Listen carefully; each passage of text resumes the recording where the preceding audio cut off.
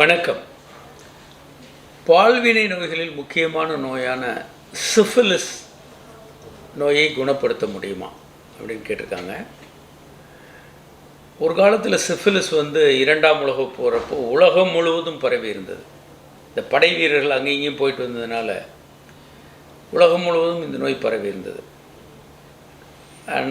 1970களெல்லாம் என்ன 60-70களெல்லாம் if you know syphilis you know medicine அப்படின்வாங்க. நீங்கள் சிஃபிலிஸ் முழுமையாக தெரிஞ்சிருந்தால் அவங்களுக்கு மெடிசனே தெரிஞ்ச மாதிரி அந்தளவுக்கு சிஃபிலிஸ் எல்லா உறுப்புகளையும் பாதிக்கும். ஆனால் இன்றைக்கி அந்தளவுக்கு பார்க்க முடிகிறதில்ல. ஏன்னா பல்வேறு காரணங்களுக்காகவும் ஆன்டிபயோட்டிக் நம்ம எடுக்கிறோம். காய்ச்சல், ஜுரம், பல நோய்களுக்கும் ஆன்டிபயோட்டிக் எடுக்கிறதுனால சிஃபிலிஸ் மிக கொடூரமாக யாரையும் தாக்கிறதில்ல. ஆன்டிபயோட்டிக்கில் நல்லா குணப்படுத்தக்கூடிய ஒரு நோய், அதுவும் பெனிசிலின் அல்லது டாக்ஸிசைக்ளின் போன்ற மருந்துகள் இதை முற்றிலும் குணப்படுத்தக்கூடிய ஒரு நோய். ஆனால் இது அதிகம் பேருக்கு பரவிக்கிட்டே இருக்கும். பொதுவாக மசாஜ் பார்லர் போகிறது, இந்த பார்ட்டிகளில் செக்ஸ் பண்ணுறது, எளிமையாக வர்ற ஒரு நோய் சிஃபிலிஸ் தான். HIV வரும், பட் சிஃபிலிஸ் இன்னும் அதிகமாக வருது. பல நேரங்களில்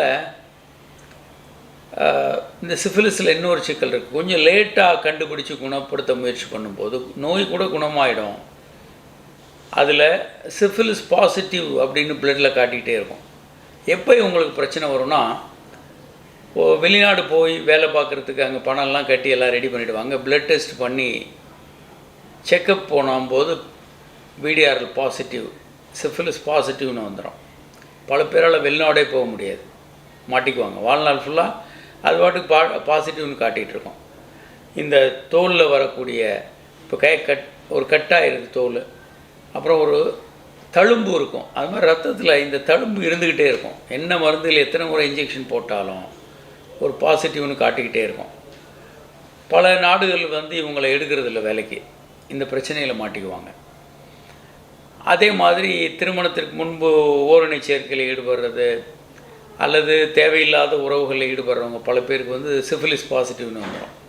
குழப்பமாகிட்டு இருப்பாங்க, என்ன பண்ணுறது அப்படின்னு. காண்டம் ஓரளவுக்கு சிஃபிலிஸை கட்டுப்படுத்தும், ஆனால் 100% சேஃப் இல்லை.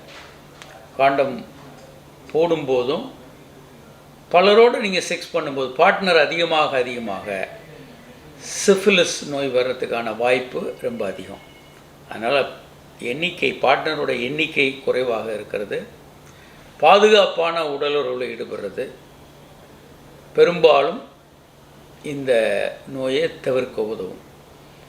அதே மாதிரி மது, போதை மருந்துகளை பயன்படுத்திக்கிட்டு நீங்கள் தாம்பத்திய உறவில் ஈடுபட்டீங்க, பார்ட்டிகளில் அறியாத நபர்களோட, சிஃபிலிஸ் வர்றதுக்கான வாய்ப்புகள் அதிகம். அதனால் சிஃபிலிஸ் முற்றிலும் குணப்படுத்தக்கூடிய நோய். ஆனால் ஆரம்ப காலத்திலேயே அதை குணப்படுத்திட்டோன்னா பிளட் லைன் நெகட்டிவ் அப்படின்னு வந்துடும். பல நேரங்களில் நாங்கள் டெஸ்ட்டு ரொம்ப லேட்டாக, ஆண்மை குறைவுக்கு ஒரு 50 வயசில் ஒருத்தருக்கு டெஸ்ட் எடுக்கும்போது சிஃபிலிஸ் பாசிட்டிவ்னு வரும். இவர் நான் செக்ஸ் 20 வருஷத்துக்கு முன்னால் பண்ணேன் சார், நான் மறந்தே போயிட்டேன், அது அப்போ பண்ணது சார் அப்படின்வாங்க. அப்படிலாம் கூட சில நேரங்களில் எப்போயோ ஒரு முறை செக்ஸ் பண்ணியிருப்பாங்க, மறந்துருப்பாங்க, ஆனால் அது பாசிட்டிவ்னு காட்டிகிட்டு இருக்கும். அப்போது சிஃபிலிஸ் என்பது ஒரு முக்கியமான பால்வினை நோய். சில நேரங்களில் சைலண்ட்டாக இருக்கும், வெளியே ரொம்ப தெரியாது. சில நேரங்களில் ஒரு ஆழமான புண் இருக்கும் ஆணுறுப்பில், ஆனால் வலியே இருக்காது. புண் ரொம்ப ஆழமாக சிவப்பாக இருக்கும், ஆனால் வலியே இருக்காது. அதுதான் சிஃபிலிஸ். அப்போ நிறைய பேர் டாக்டர்கிட்ட போய் பயந்துக்கிட்டு இருந்துக்கிட்டே இருப்பாங்க, கூச்சமாக இருக்கும். அது ஒரு வாரத்தில் ஆறிடும், சரியாயிடுச்சின்னு சந்தோஷமாக இருப்பாங்க. ஆனால் அது 2ஆம் நிலை கட்டத்துக்கு வந்துடலாம், அடுத்த கட்டத்துக்கு போயிடலாம் அது. அதனால் இந்த மாதிரியான பால்வினை நோய்கள் இருந்ததுன்னா உடனடியாக மருத்துவர்கிட்ட காட்டணும். ஆணுறுப்பில் சீல் வர்றது, புண், அதே மாதிரி நெறிக்கட்டுறது, இடையில் நெறிக்கட்டுறது, விரை வீக்கம், இந்த மாதிரியான பிரச்சனைகள் வந்தது அப்படின்னா உடனடியாக மருத்துவர்களை அணுகி டெஸ்ட்டுகள் எடுத்துக்கிட்டு முழுமையான சிகிச்சை பெற்றுக்கொள்ளணும். வணக்கம்.